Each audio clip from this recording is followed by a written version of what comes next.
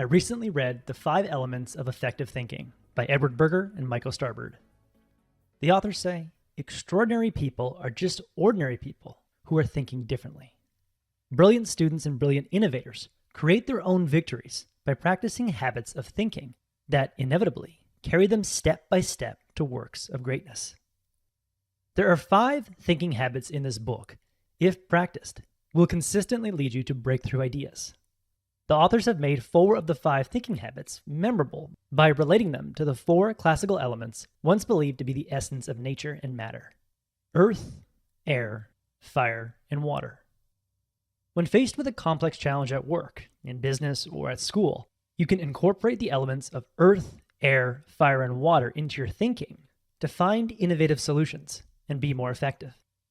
Let me explain how. Element number 1, earth. To leverage the element of earth, break problems into their core components, their underlying factors, and seek to understand each of those components deeply. Get in the habit of asking yourself, what are the subcomponents of this problem I need to know more about? Create a mind map for every problem that breaks the problem out into different knowledge areas you need to study. If you have a problem with procrastination, don't look for a quick fix. Instead, seek to deeply understand the problem and write, when do I procrastinate most, in the center of a blank piece of paper, and then mind map the different factors that lead to procrastination, like distraction, lack of motivation, and a feeling of overwhelm. Then aim for a deep understanding of each of these factors.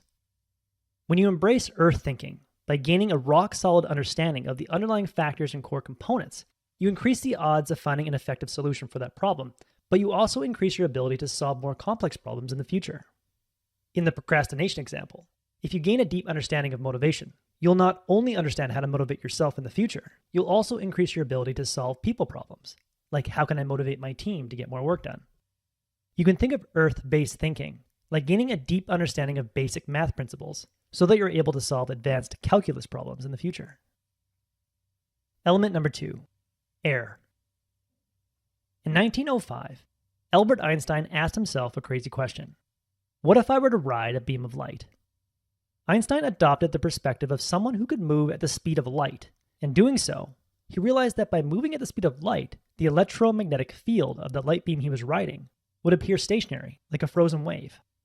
The physical theories at the time said this simply wasn't possible, so Einstein decided to come up with his own theory, the theory of special relativity, a theory that's revolutionized the field of physics.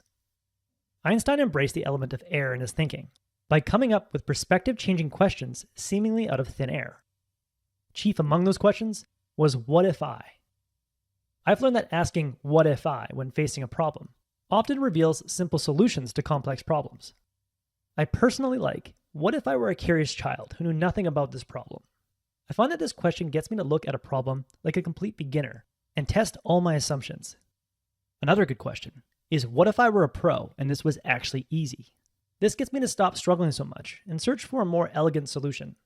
I find it's a great question when I feel overwhelmed by a problem. Successful entrepreneurs often ask, what if I were to buy my product? This question gets them to adopt the customer's point of view and notice points of friction in their purchase funnel, which they can fix to get more sales.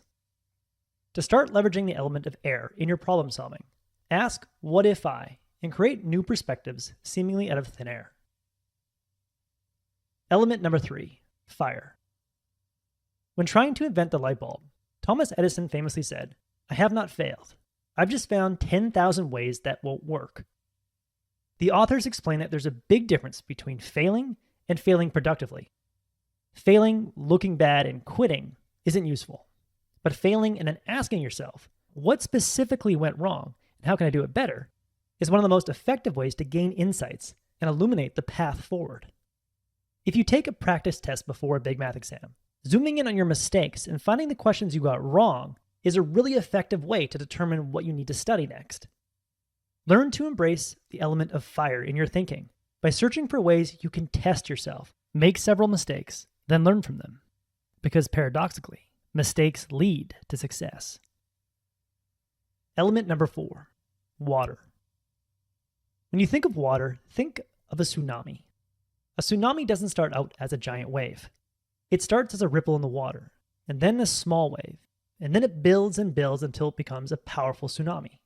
The development of a tsunami is an iterative process. So too are great accomplishments. In the book, the authors explain that on May 25th, 1961, JFK set the goal to land a man on the moon. But on May 26th, the National Space Council didn't suit up an astronaut. Instead, their first goal was simply to hit the moon with a rocket. After 3 years of steady progress, NASA successfully smashed Ranger 7 into the moon. It then took 15 major iterations before NASA could launch Apollo 11 and successfully land a man on the moon. The best authors in the world will tell you that their first draft is complete crap, but they always find something small, maybe just a few paragraphs that they can build from. By gradually building on what's working, they turn that first draft into a bestseller over the course of many, many revisions. Any breakthrough solution will be the result of a rough idea, an okay idea, made better through iteration, like an author improves his or her first promising draft. When faced with a problem, embrace the element of water by aiming to make a tiny amount of progress at the beginning, like a small ripple in the water. Then gradually build on it to create a powerful tsunami. Earth, air, fire, and water are the 4 tangible elements. But the 5th element is the element that makes the other 4 elements possible. It's the quintessential element. The authors explain that in ancient Greek philosophy, the quintessential element was the unchanging material from which the extraterrestrial realm was made. Here, the unchanging 5th element is, ironically, change itself. When you think of the quintessential element, think of a rising phoenix, a symbol of transformation and change.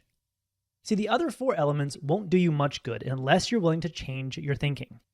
While most people are thinking, I am who I am, I can't change my ways, effective thinkers think, I am constantly evolving. I am a lifelong learner. Embrace the quintessential element by believing you can change your thoughts, your beliefs, and your habits if you choose to. In the end, when facing a difficult problem, leverage the 5 elements. Leverage the element of earth by breaking a problem down and gaining a rock-solid understanding of its fundamental components and underlying factors. Then leverage the element of air by asking, what if I? And start adopting new perspectives. Leverage the element of fire by taking small risks and embracing mistakes.